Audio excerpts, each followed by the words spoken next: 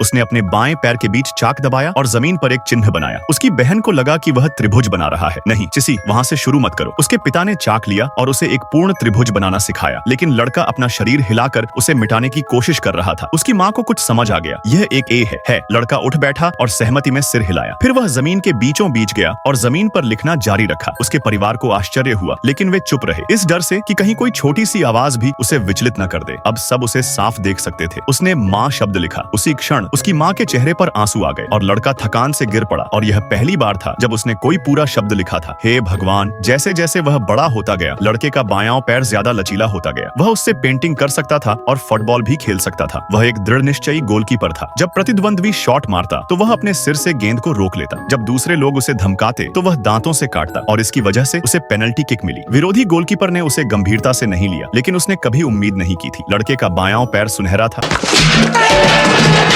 उसकी माँ ने आखिरकार उसके लिए व्हील चेयर खरीदने के लिए पर्याप्त पैसे जमा किए। उन्होंने एक ऐसे डॉक्टर को भी ढूंढा जो सेरेब्रल पाल्सी का विशेषज्ञ था, ताकि उसे ठीक होने में मदद मिल सके। लेकिन सब कुछ योजना के मुताबिक नहीं हुआ। वहाँ ज्यादातर मरीज बच्चे थे, लेकिन वह पहले से ही एक वयस्क था। एक ही तरह की ट्रेनिंग करने से उसे असहज महसूस होता था। वह यह सब स्वीकार नहीं कर सका। अंत में वह फिर भी घर वापस चला गया। उसने खुद को अपने कमरे में बंद कर लिया और किसी से बात करना बंद कर दिया। उसने अपनी सारी भावनाएं अपनी पेंटिंग्स में उड़ेल दी। इसके तुरंत बाद अपने दोस्तों की मदद से उसने अपनी पहली कला प्रदर्शनी लगाई। ये बहुत सफल रही। उसने सबकी वाहवाही बटोरी, लेकिन वह यही नहीं रुका। अपने भाई की मदद से उसने अपनी जीवन कहानी पर एक किताब लिखी। यह प्रकाशित हुई और जल्द ही हिट हो गई। उसे रॉयल्टी के रूप में $800 मिले। उसने चुपचाप वह पैसे अपनी माँ के बचत बॉक्स में रख दिए। उस रात खाने के समय उसने जिद करके अपनी माँ से आइसक्रीम लाने को कहा। हालांकि परिवार तंगी में जी रहा था, फिर भी माँ ने उसकी बात मान ली। जब उसने डिब्बा खोला तो उसमें ढेर सारे पैसे देखकर हैरान रह गई।